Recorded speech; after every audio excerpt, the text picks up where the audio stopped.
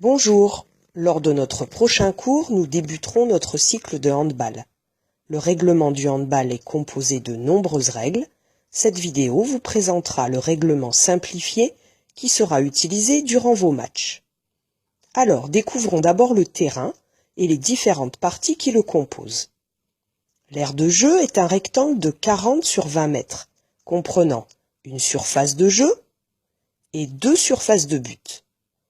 Les grands côtés sont appelés lignes de touche, les petits, lignes de but. Le but est placé au milieu de chaque ligne de but. À 3 mètres, devant la surface de but, une ligne est tracée en pointillé. Il s'agit de la ligne de G franc. Entre la ligne de G franc et la surface de but, un trait indique la marque du G de 7 mètres. Au milieu du terrain se situe la ligne médiane, au milieu de laquelle le ballon est mis en jeu au début du match et après chaque but. Le joueur effectuant l'engagement doit se trouver avec un pied au moins sur la ligne médiane. Ses coéquipiers ne peuvent pas dépasser la ligne médiane avant le coup de sifflet. Que se passe-t-il lorsque le ballon sort du terrain? Si une équipe fait sortir le ballon en touche, l'adversaire remet en jeu le ballon à l'endroit où le ballon est sorti, en mettant un pied sur la ligne.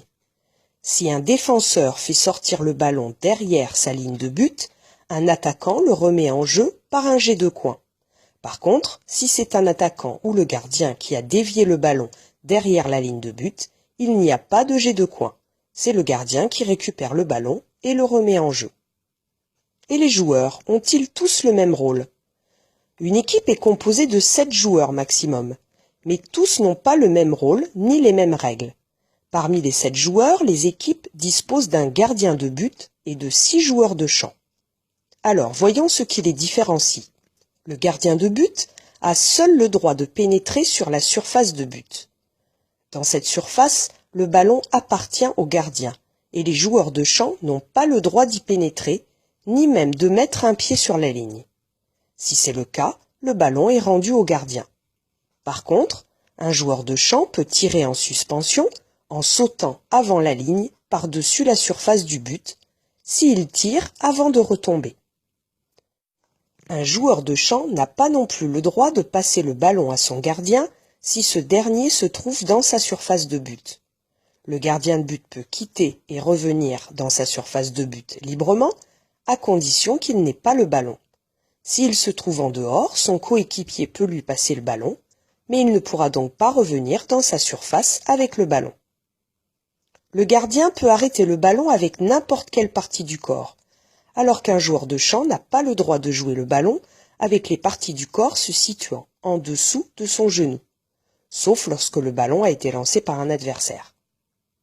Le joueur de champ ne peut pas garder la balle plus de 3 secondes, et il n'a pas le droit de faire plus de 3 pas s'il a la balle en main. Pour progresser avec la balle, un joueur de champ peut dribbler autant qu'il le veut. Mais s'il s'arrête de dribbler, il doit alors passer ou tirer. Il lui est donc possible de faire 3 pas, de dribbler, puis de refaire 3 pas avant de passer ou tirer. Le gardien de but, lui, n'est pas soumis à ces règles. Il est libre de ses mouvements dans la surface de but. Alors, voyons maintenant quelles sont les fautes à ne pas commettre sur mon adversaire.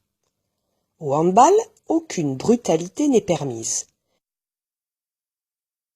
Il est interdit d'arracher le ballon au joueur adverse ou de frapper le ballon qu'il tient entre ses mains, de barrer son chemin avec les bras, les mains ou les jambes, ou de le repousser, de le retenir, de le ceinturer, de le pousser, de se jeter contre lui en courant ou en sautant.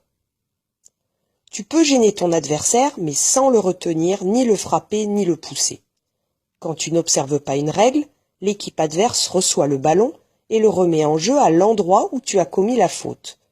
Ton équipe devra alors observer une distance de 3 mètres au minimum par rapport au ballon, jusqu'à ce que tes adversaires aient effectué une première passe. Si la faute est sifflée entre la surface de but et la ligne de G franc, c'est-à-dire entre 6 mètres et 9 mètres, le ballon sera remis en jeu derrière la ligne de G franc. Pour cela, toute l'équipe attaquante devra également se positionner derrière la ligne de jet franc jusqu'à ce qu'une première passe soit effectuée. L'équipe en défense, elle, devra donc se positionner sur la ligne des 6 mètres pour respecter la distance des 3 mètres.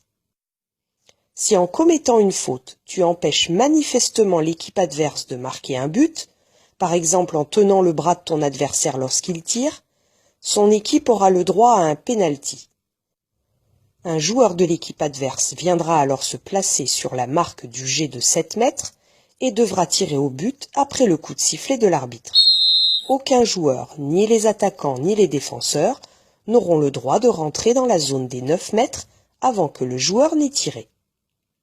Alors, comporte-toi toujours en joueur fair-play et agréable, que ce soit avec tes adversaires, tes partenaires ou l'arbitre, et ne mets jamais en danger ton adversaire.